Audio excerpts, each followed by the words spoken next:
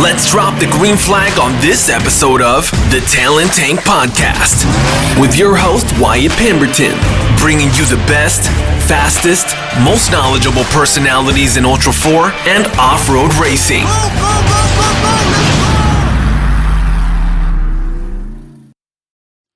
Holy smokes. Man, it has been a year. The Talent Tank is officially a 1-year-old podcast. You guys, myself, everyone involved, the whole team. Oh, wow. Blown every expectation I ever had. You know, when I first started this, you know, my goal was to do 12 or 13 episodes, just to learn something new, you know, challenge myself, find something, new challenge. And man, this thing just grew legs and took off, to be the beast and the animal that it is today. It does wear me down, no lie. Got to be honest about that. But just like, prepping in the shop and however many hours, that you're working on your race car for those precious moments of green flag time, that's kind of how this works. It's the exact same thing.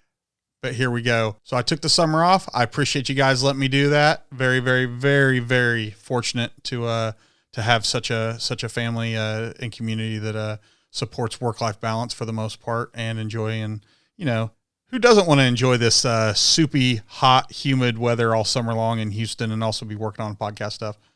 It wasn't me. Anyway, well, hey, man, guys, I'm back in the saddle. This is Wyatt. I'm going at it. Here you go. This is the premiere of the fall season. It's short. It's just a little teaser. It's a little fun. It was something that was really fun to make. As you guys see, it's Puff the Magic Race Dragon. I'm, pretty proud of it because it's some of the folklore and that surrounds everything that is King of the Hammers and his Ultra 4 racing and the guys that have, make it what it is and the characters and in this case, I guess the landmarks that are. But guys, we're going to run through weekly Mondays, just like we have in the past through Thanksgiving and then be off for the winter. And now we've got, racing back underway. We had Crandon, though it wasn't a points race, a little over a week ago over the holiday weekend. And then this past weekend off. And now everybody is, that was at that is now currently thrashing to get their junk together to show up in Moab for Ultra 4 racing. And then as we fly towards, nationals going on in Oklahoma. Anyway, hope you guys enjoy. Welcome back to the party. I'm excited about this fall. There's a lot of things going on. A lot of fun people who are queued up and teed up and ready to go. I'm working on it, man. I'm working to bring the best stuff to you. All right. Enjoy. All right. Here we go. This is a fun one. This is an exciting one because I think it's a story that so many people are like, what the hell is that? Or why the hell is that? And why do I continue to see that? But today on the phone, I've got Brandt Erwin. Brandt, how you doing? Doing real well, Wyatt. And for you guys that don't know, Brandt Erwin is co-driver for Nate Jesse in the 4400 class, that bomber car. What is it? The 4416? It's the 802. Actually, we stuck with a non 4400 number. See, that's who's 4416? Why do I have that in my head? Anyway, I think that's Jesse Haynes actually. Yeah, I'm not really sure who 4416 is. Yeah, I'll just edit all this part out, Brandt. Okay. Well, hey, so why I've got you on and why I called you and why I reached out to you this week to kind of run this to ground and kind of put together this little collection of stories is around a famous, iconic individual in Ultra 4 that you all lines kind of pointed to you that you are something of the storyteller of this guy's history. I know there's lots of urban legend about him, and for sure. And even you've told me like pre-call that, there's one story, then there's the other story, and then there's the truth. And we're kind of going to get a couple different flavors of that for this guy. Somewhere in between, for sure. Somewhere in between. And that guy is the infamous Puff the Magic Dragon. Puff the Magic Race Dragon. You got it, man. You got it. So Puff has been around me for probably the longest. That's why they made me Keeper of the Dragon per se. But the original "Where did he come from?" story got tossed around a lot. So, well, I think it's funny that, how many times it's been brought up just around me is at Hammers, because he's always at the Hammers, and no matter where you're at in Hammertown, you can see him. You see him from everywhere. That's one of the best things about him. You can see our camp from Fisher Mountain and know exactly where it's at. And that's helped many people find their way back to their pits at the end of the night, after a little stint up at the fire pit. But no one remembers, oh, hey, I'm at 122 Spider Tracks. Well, everyone loves, having it, or Gin Ride or 300 Gin Ride or whatever the addresses are. It's awesome we have street addresses. It's really good on start day. It's kind of really good for the fans to find stuff. But generally, when you give directions, we kind of give them by landmarks, right? One block from Puff. One block from Puff.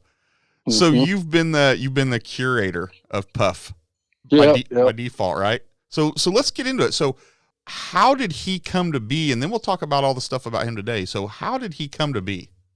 So his how he came to be, you kind of have to go back to college and this is Purdue, right?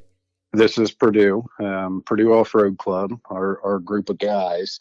Amongst our group of guys, we had a guy named Tex. He was from Texas. I didn't actually know his real name for probably a year or two. He is a very interesting guy. He is very creative. If you need a guy to sell an Eskimo a popsicle or fix a vehicle in the middle of the desert, that's a random guy that you should have. He's a pretty clever guy, but his jobs and his work put him in some interesting places just because he'll take about anything and do about anything if he can make some money off of it. So in college, he was working for a hot air balloon company. They had a cold air balloon side of their business, and liability. I don't know if you remember, you see these playhouses with kids flying away and stuff like that. So we rented those. Yeah, liability became an issue with his cold air balloon side, and the guy just wanted to unload his cold air balloons. And Tex, being ingenuitive guy, came up with an idea on how to get it plus another one, because Puff has a brother from Texas all the way up to college, utilizing some extra vans they had that they were getting rid of that probably couldn't have made one vehicle out of the two vans, but somehow he did, plus a trailer, and there was caravan and all of that from Texas up to Purdue and West Lafayette, Indiana. So that's the original where it came from. But the reality is, if it wasn't for Tex being Tex, they wouldn't have come through that channel. We would have never seen them. But so did Puff originate in Texas and make its way to Purdue? He sure did. He was a Holy Texas smokes, boy. look at this. You heard it here first. He's Texan. Yeah, he is originally Texan. That's why we are pretty willing to accept the Texan guys out of Team Indiana. So yeah, I think it's actually Houston even. Yeah, I'm pretty certain it was Houston. Oh, my neck of the woods. All right. Yeah. So he came up to Purdue, and we were, an up and coming off-road group in school, and we thought, why don't we just take it to all of our call out events, all our events at the Badlands or wherever we go. Let's just take it and blow it up and put it in front of our stuff and get some attention, and that worked out really well. I mean, it's got a spot you can hang a banner on it. He's 30 some foot tall, and it doesn't really take a whole lot of work. His work is moving him after he's done. He's hurt a lot of people, right? There's been a lot of injuries from this dude. He has kicked some asses. I wouldn't say he did it, but bad decisions were made around him for sure at times. You used to be able to climb them, and let's just say once you get about halfway, 3/4 way up, you can't necessarily hold on as well as you could at the bottom. So he starts fighting back. Yeah, basically. My first recollection of Puff was, I feel like the year was 2012. It might have been 2013. I'm going to have to go and get some background stories on him, on where this happened. But he shows up at the Hammers. I believe he rode out with the Brandt crew, with Stan and Brandon and Dino and MacGyver, all of those guys out of Team Indiana. As we know, Team Indiana today, kind of the pillars, the bedrock of them. He rides out, and then he gets inflated. People are like, what the hell is this guy? And then that's when kind of the urban legends started. So as I was told it, they had stopped somewhere to eat on the way out to the Hammers. This dude was, 30-foot purple dinosaurs blowed up at the dealership next door. And I swear in my head, they were eating tacos. I don't know why that stuck in my head, but tacos. And they decided they were going to steal this 30-foot dragon. And so that was the story I've always had in my head, that, hey, that's how Puff came to be in Ultra 4, was he was stolen on the way to Hammers. But it wasn't until just in the last couple days of me kind of researching the story that, speaking with Jonathan Terhune said, no. This is the story of Tex. Mm-hmm. But the story about Tex wasn't exactly that he did a deal to get it, that he had worked for the guy. The guy owed him money, didn't pay him. And so Tex broke in and stole a bunch of stuff, one being Puff. But we know that not to be true. I don't know that it's 100% false either, though. So that's kind of the mystery of Tex. Sometimes you don't necessarily know for certain what went down, but pretty sure that it was a fair and even workout, but it's hard to say. It's hard to say. And so then you guys so Tex more or less donates Puff to Pork, Purdue Off-Road Club there. You guys use him for a bunch of events. Then how is the circle connected with like Brandt and Company and hauling it to Hammers to break him out? Yep, you gotta there's actually a middle location there. So Puff's huge. He wasn't necessarily anything anybody wanted to deal with. When we all graduated, we all kind of didn't know what to. We were going all our separate ways, all into small apartments or whatever for the first couple of years. We didn't necessarily have anybody that wanted to be owner of it. So Puff actually went to the Four Wheel Parts guys. Mike DeVore and Terry Hume was at Four Wheel Parts at that time working there. So Puff resided at Four Wheel Parts for a number of years before the blower broke on him. And then he ended up not getting put up at most places because nobody wanted to drag him out. And then he comes to me. And once he gets back to me, I want to reintroduce him because it's been a couple of years since most people have seen him. And I'm up in Fort Wayne after I graduated college, went up to Fort Wayne. That's when I met the Brandt crew. Had a buddy, Brar, tell me, dude, if you're in Fort Wayne, you got to go hook up with these guys. And I didn't know the Brandt crew at that point. Just made a phone call and drove over there one day and introduced myself. And Stan, those guys are as welcoming as they can be. So and now you're family. And now I'm family. So I was riding with them from Fort Wayne to the Hammers that year. And I was like, hey, can we throw Puff in here? Can you think we can fit Puff in here somewhere? So Puff is like 200-pound ball of fun when he's rolled up. When he's rolled up, he's a 300-pound ball sack. 300. Sure. Wow.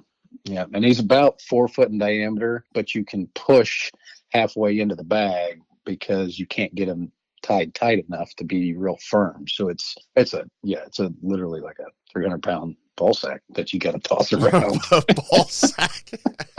You heard it. Yeah. But he's magnificent when he gets full size. You introduced him out there that first year. Okay. I think so. Yeah.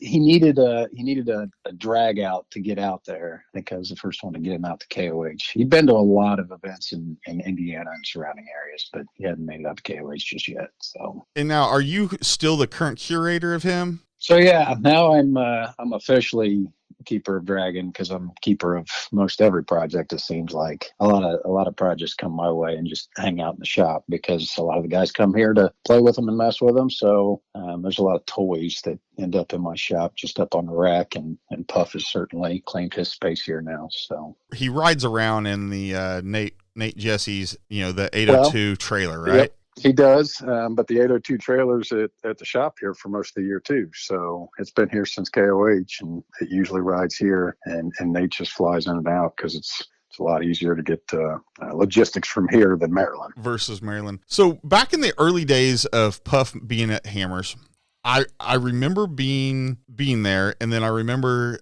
Terry Madden championing a charge of individuals. He thought it would be funny to go steal it from you guys and move it over. It was multiple blocks, 2 blocks, 3 blocks over. At least 2, yes. At least 2, and put him on top of the Shirley's 18-wheeler. So, Brian and Levi Shirley, and they did it. And I think some people got hurt doing it. I wouldn't be surprised. He's no small feat to put up, especially if you've never done it. That was probably the most impressive feat of all of that, is that they figured out how to do it without any major issues. Like he wasn't upside down, half over. His arms get twisted up in the ropes all the time. I mean, he was up and he was legit on the top of a semi, and that was pretty. What's that meme? I'm not even mad. I'm impressed. Well, and it happened in the dark, it happened pretty late in the evening. Yes. And there was definitely liquid courage involved in this, and liquid stupidity involved in all of this. And they pulled it off. I don't know if we had street names or addresses or anything. If we did, we weren't really good with them yet. We used Puff as our indicator to get back to our camp. And that year, that was still pretty early. We were still partying hard at the campfire every night. So we all went to the campfire and shut it down, essentially. And then we go strolling off in our golf cart towards Puff. And we realized, we're like, wait a second, we're on the wrong side of town. Like, yeah, that's what Terhune said. Yeah. So we didn't even realize it had happened until we're underneath it, and we're like, this isn't even our semi. Like, what is going on here? Like Twilight Zone. Yeah, Jonathan. Ridiculous. Jonathan Terhune told me, he said we're riding back towards Puff, and I'm like, man, this is the wrong part of town, guys. Like, yeah. I think we're lost. And they're like, no, there's Puff. But he's like, no, man, nothing looks right here. Nothing looks right at all. We're on the wrong side of the tracks. Yeah, that was an impressive feat for sure. I commend them. That was an awesome thing. And hilarious. I mean, we're stumbling and we can't even keep our breath. We're just so ridiculous. It was hilarious. I mean, so did he ride out the week there? Because I remember seeing it in the daytime, and I've seen pictures of it daytime. Did he ride out the week, or did he get returned fairly quickly? I don't recall whether he got returned fairly quickly or not. He definitely rode out till morning for sure, because there's definitely daylight pictures, and it would have only come if he'd just stuck around the next day. But I feel like he came down the next evening, but I wouldn't be surprised if he rode it out there. He was up there legit. He was in good shape up there. So I don't remember. That may have been the first time he was on top of a semi, and that might have been what gave us the idea that he needed to be on top of the semi. We might have had him sitting on the ground originally. Well, I think so. I think he did sit on the ground. Yeah. And, real estate's at we're in the middle of the desert. It's wide open spaces, except for during Hammers Week. We're at inside Hammertown is a fight for real estate, just to, park your chair. Mm-hmm. Well, so tell me a couple things about Puff. So he's about 30 some foot tall. He's 400 pounds. You use guy wires to pin him down.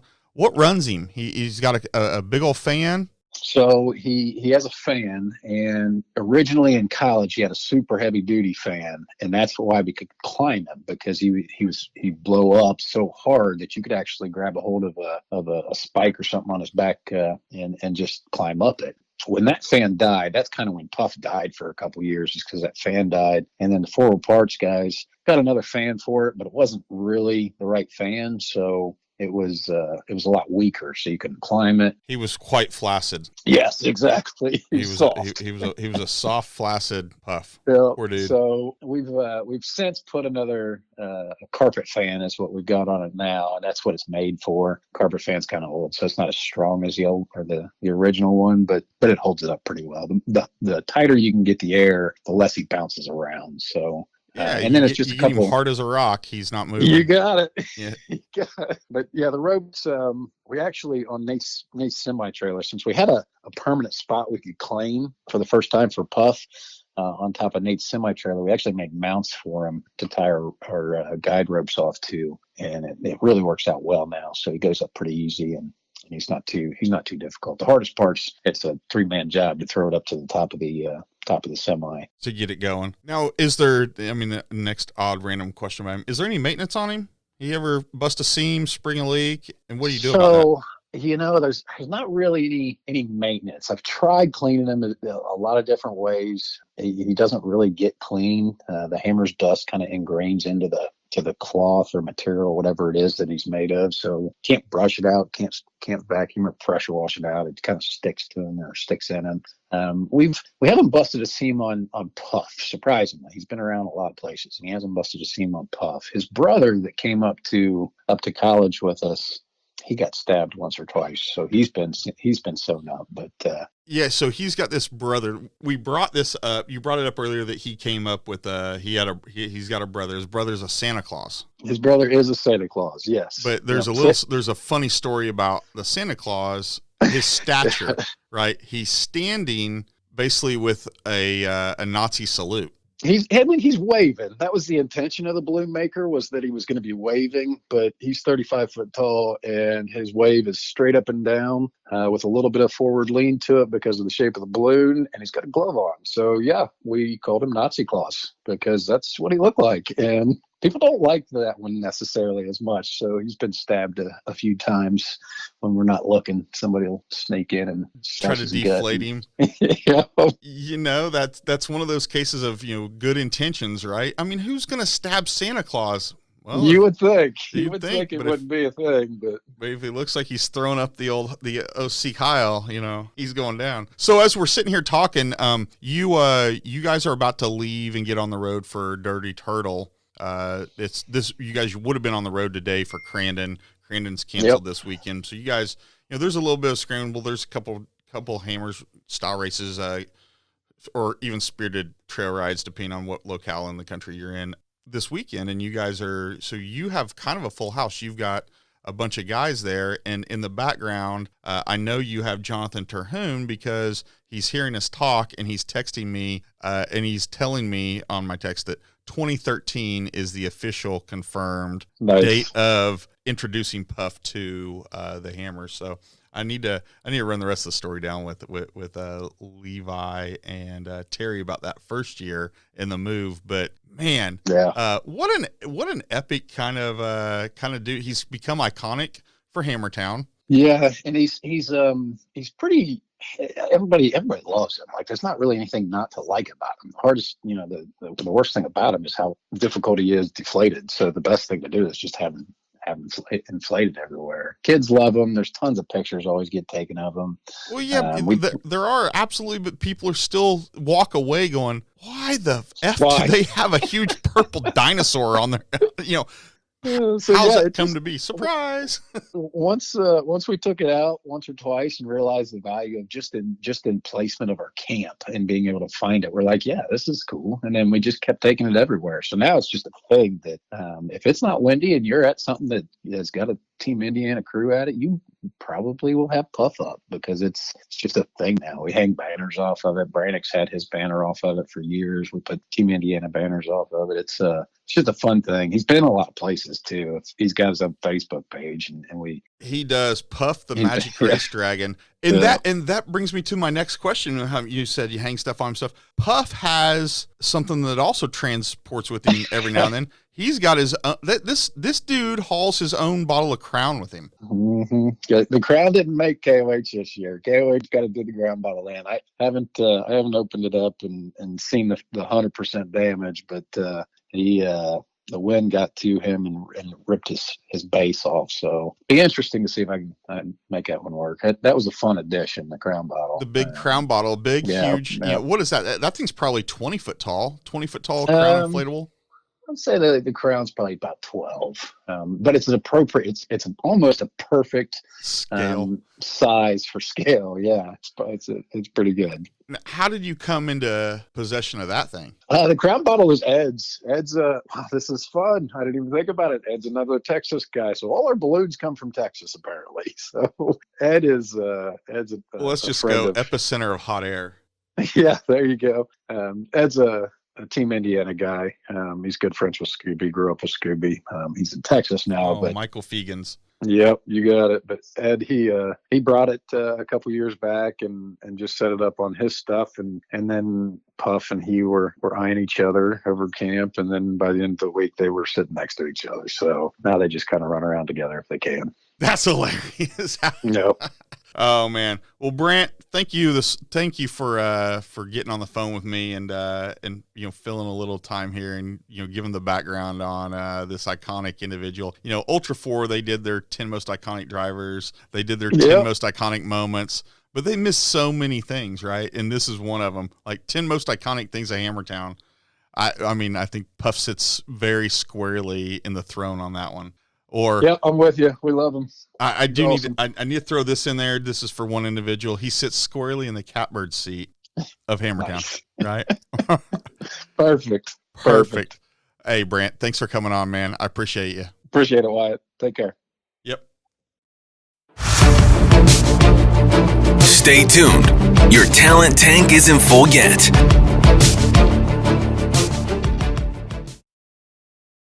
All right, so here we go. This is a little bit deeper dive, a little bit more digging, a little bit more insider information on Puff the Magic Race Dragon. You guys just heard from Brandt Erwin, but right now, continuing the story, adding his color and flavor and flair to it, Terry Madden. Terry, welcome to the show. Hey, Wyatt, how you been? Man, I've been great, man. Always good to catch up with you. Right at a little more than a year ago, we recorded your episode 2. And, man, the talent tank's been very well since. Your life has changed tragically and magically, and kind of growth and setbacks and all of that this year, right? Yeah, we could go for hours on all that. I don't even know if we want to get into that right now. No, I don't want to do a Puff show. I don't want to dwell on it, but yeah, so exactly right. But I just recap that we've had you on before, man. Episode 2, you were it, man. You bought in early, and I really value that. But circling back to the matters at hand, Puff the Magic Race Dragon. So that first trip, right? So that first trip that those guys brought it out there. And this is my memory, and people have heard this at this point, that I remember it was set up and it was on the ground, and then miraculously some way it ends up on top of the Shirley's 18-wheeler trailer. And then we come to find out you were a party to that. So it simply amazes me that years later, out of everything we did that year, the Magic Dragon is the one that's being remembered. Right. Well, there's a lot, right? That dragon has come to be known. He's this kind of, I don't know, how country folk give directions, right? And they say, hey, go down by that tree that's leaning over by the post and make a right. Then at the White House, make a left. And well, Puff is that for Hammertown. Well, he almost finished a couple of us off that night. We didn't realize how big he was till we tried that little stunt. So that all started. We were standing down at Jab Nasty's camp. Anybody that remembers Matt Enix? Oh yeah, Mr. Alvoyd, Texas, just north of Fort Worth. He's a riot. Yeah, the UTV racer that had the a cock, not like a penis cock, a chicken, like a fake chicken bolted to the roof of his UTV. He almost won that year. He led most of that. What was that? Was that 2012, 2013? He led. I don't know. Right up until almost the very end, I think he got a flat like 2 miles out, and Mitch Guthrie passed him. His primary mission to win was because he wanted the microphone, because Dave Cole would not let him talk, and he knew if he won, he could actually get a microphone because he wanted to talk on stage so bad, and he was the only person more grounded than a Gomez brother from the microphone. And as I recall exactly what he said was, they asked, do you have any sponsors to thank? And he says, yep, me. And then drop the mic. Yeah, but then he had a beef with Dave over something, and it went from there. He's a riot. He's a good dude, man. He's just, pipeline welder, and now he's running his own kind of shop up in North Texas. I don't remember who all was there that night. We were in Matt's camp drinking. Levi was there. We had Aaron Dupree, who still helps Levi. I think Miles was a party to it. But we'd seen Puff, and we didn't even know. I'd never met Brannix at that point. We didn't even know whose dragon it was. It showed up that day, and we decided we needed to relocate it. And as we stood there and bounced off ideas, at first we were going to take it to the top of Fissure Mountain, and then it was going to Backdoor, and then it was going to Sledgehammer, and then we were going to have to steal a generator to make that happen. And then it was going to the fire pit, and it ended up, we thought it'd be a great idea to put it on top of Shirley's trailer. It really was. We got it about halfway up there, started airing it up, and as it got larger, it was pushing us off the sides of the trailer and catching the wind, and we realized maybe it wasn't such a great idea. But as we got it aired up and tied down, then we realized how big it was, and we just almost took it back down because we were all scared of Brian Shirley being mad at us the next day. But he slept right through it, though. Yeah, he slept through all of it, but we almost aborted and took it down because we were afraid Brian was going to be mad at us. Now, did Levi sleep through it? Because I no, think he did. Levi participated. Oh, good. Because I've got to get him on here too. Yeah, Levi participated. So it's crazy because the next morning Puff was on the trailer and they kind of came over to claim it, and that's how we all met. And it turned out to be, Brannocks are family now. So that was really probably the best thing that happened out of that dragon was making the acquaintance with them. Oh, they are good people. I mean, well, that whole Team Indiana is just very congealed and a part of it and great. But yeah. So anything else, any other antics that went on with the Puff? Oh, God, there's been so many things over the years with that dragon now. That was it. That first year was just getting it on the trailer. And then we tried to take it back, and they decided that it was better off there to just leave it. And it spent the year there. Hilarious. Some of the pictures of Hammertown with the dust on it, you can't see the trailers, and you can just see the dragon hovering over Hammertown. So random. Yeah, I think I'm not sure what the picture will be that I'm going to use of him for a Talent Tank, but I got a couple good choices. Yeah, man. Well, that was it. It was really just to grab that little piece of how he actually made the migratory transition from the Indiana guys that very first year to being on top of Shirley's trailer, which was insane. But now he's moved and now he rides on top of Nate Jesse's trailer. So that whole thing where you put him on top of a trailer, you guys did that night, ended up being now his home when he's at races. He sits on top of trailers. Yeah, I admire them guys for setting him on a trailer because after we did it once, it's no easy feat. Well, what they said is even Brandt, has said, and you'll hear it at some point here, is you are not the first person that he's almost hurt or has hurt. He's hurt quite a few people. So did he tell you the backstory of how they got the dragon? Oh, yeah. Okay. Yeah, so Good. That'll be on there. Like I said, well, actually, everyone hearing to this point would have heard that already. Yeah, it's you're the only classic one, Terry, that doesn't have the benefit of hearing what's been said. So pretty classy. Well, hey man, thanks for letting me dial you tonight and grab 5 minutes of your time to hear kind of your story on how that very first night went down when you guys decided, hey, after these beers, this sounds like a great idea. Let's go move that thing on top of that trailer over there.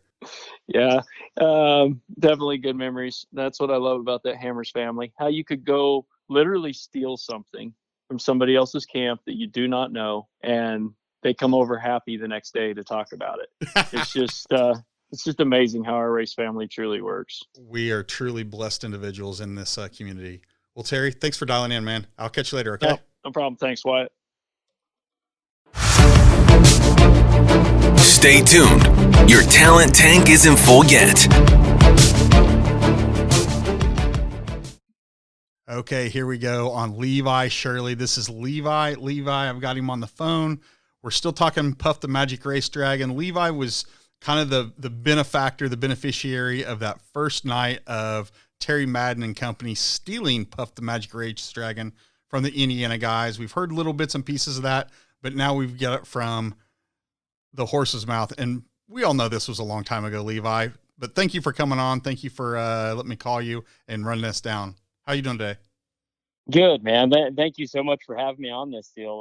Like I said, I will try to remember the best I can on this whole story, but it was quite a long time ago, but a very fond memory of Lucky Dog Racing's King of the Hammers experience. So you guys used to have this big red Volvo 18-wheeler tractor and a big white trailer, and I think that trailer came to Texas, right? Did Carl Langerhans buy that from you guys?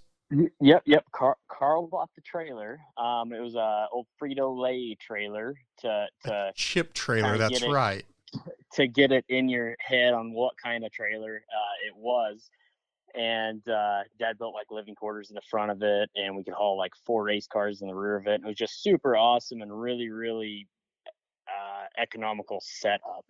An 18-wheeler actually went to Eric Miller. So that 18-wheeler is still running around. I think it goes by Cliff, the big red truck in their crew. I think that's correct.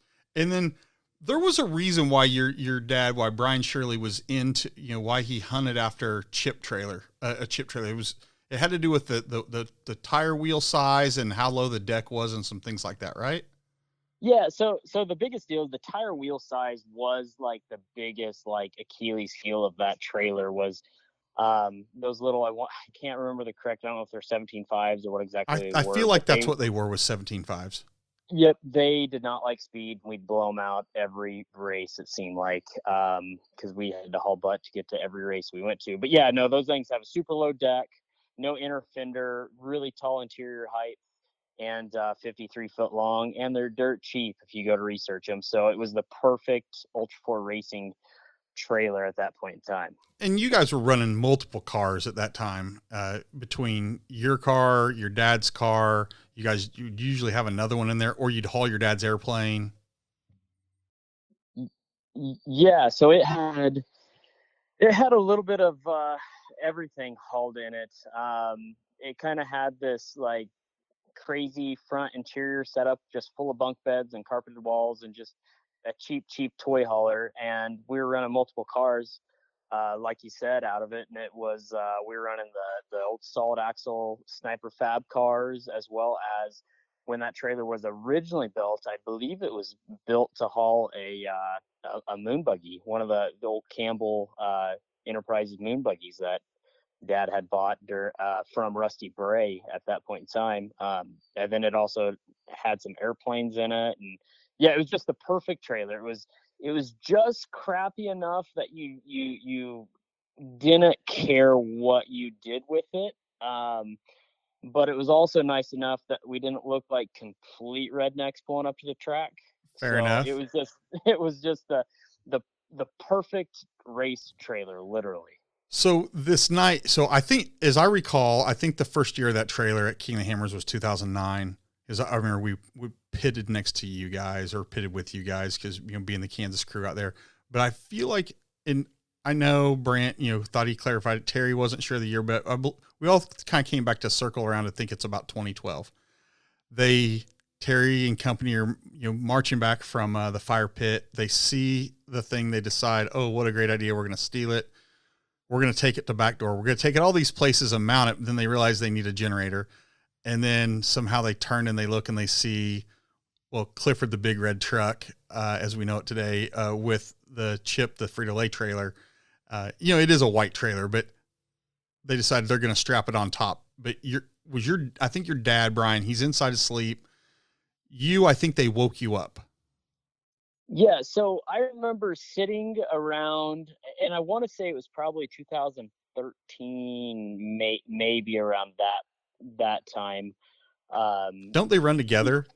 They all run together, all of them at this point. But we were all sitting around. I want to say I think we had a smudge pot, which is if you don't know what that is, it's just basically they burn oil and kerosene and diesel to warm orchards up, and so they're the perfect the perfect camp fireplace. Yeah, desert heater. So we're all sitting around it, and I want to say a guy by the name of Keaton Crisp, and I want to say Jeremy Dickinson was there, Terry's group,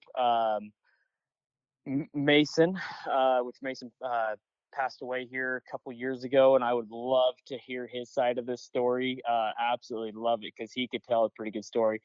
And they all decided they were going to go to the campfire, and I was like, whatever, dude. Like, we got to race. Like, I'm gonna go to bed.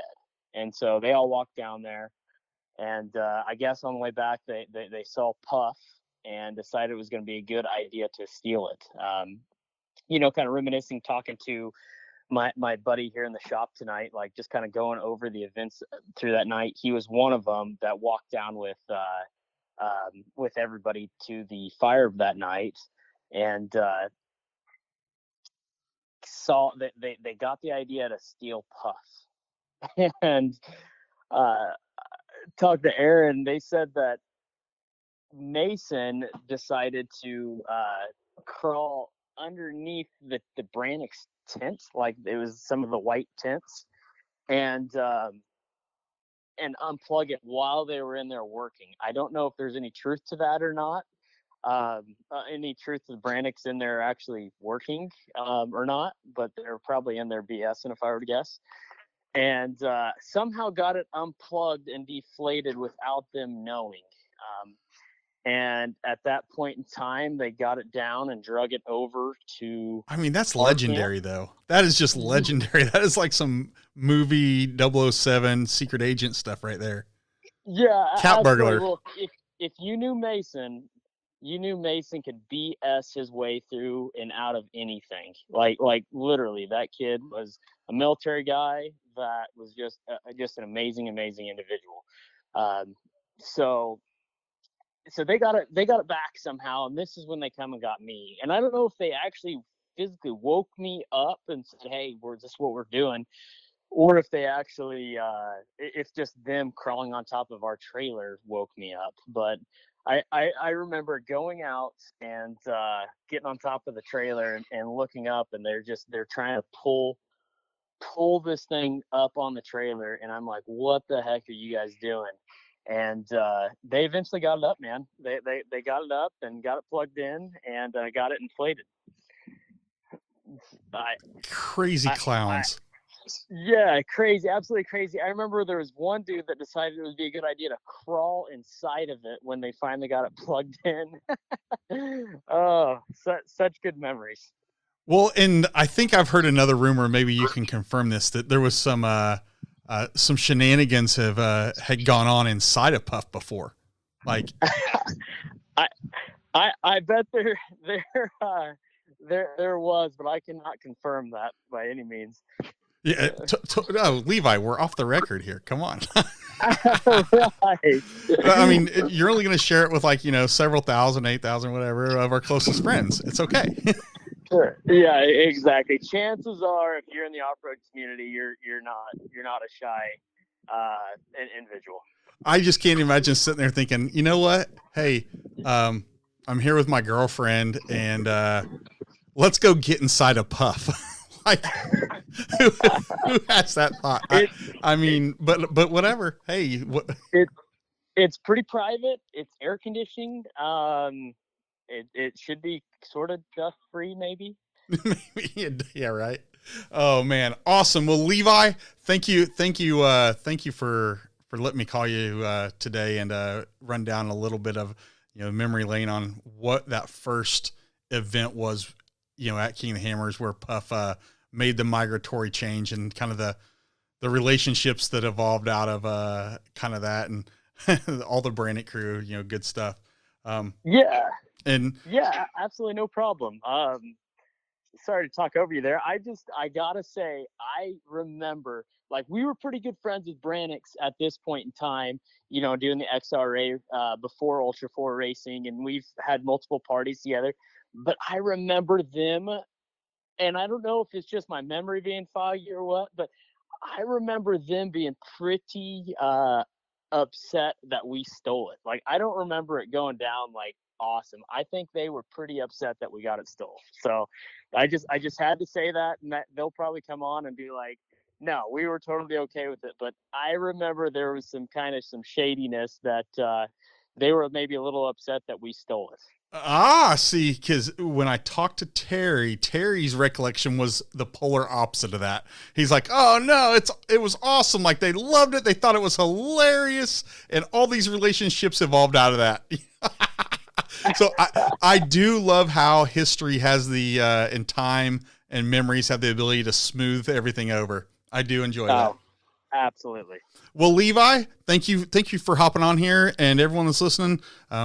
Little teaser, Levi is in the stack for this season, and we'll have him back on, and some point we're going to make it happen. Right, Levi? Yeah, buddy. I'm looking forward to it. All right. Well, hey, everybody, Levi, we'll catch you later. All right. See you later, Wyatt. wow, wasn't that a fun episode? It just cracks me up. I mean, just the lore around this iconic inflatable that has become a part and, just something to look at. It's not an eyesore. It's everything but an eyesore, but it's quite the landmark in Hammertown, USA, there in Landers, California on Means Dry Lake every February. Gosh, hey, if you guys like this episode and you look forward to what the content is going to be coming up, subscribe, please. Click the link on whichever your streaming app is. And if you have the opportunity, especially if you're on Apple, will you drop me some 5 stars and a review? It helps in the search optimizing engine. It helps for my social proof. It helps other people discover us. It helps us, the entire industry, the entire community, be discovered and be more mainstream. It helps companies put valuations on what they want to give sponsor dollars to racers or to the series itself. Anyway, appreciate it, guys. Tune in next week. We'll be going. All right, we're out. Thank you for listening and taking a dive into the Talent Tank. Please like and subscribe on Instagram @The Talent Tank or our website, thetalenttank.com.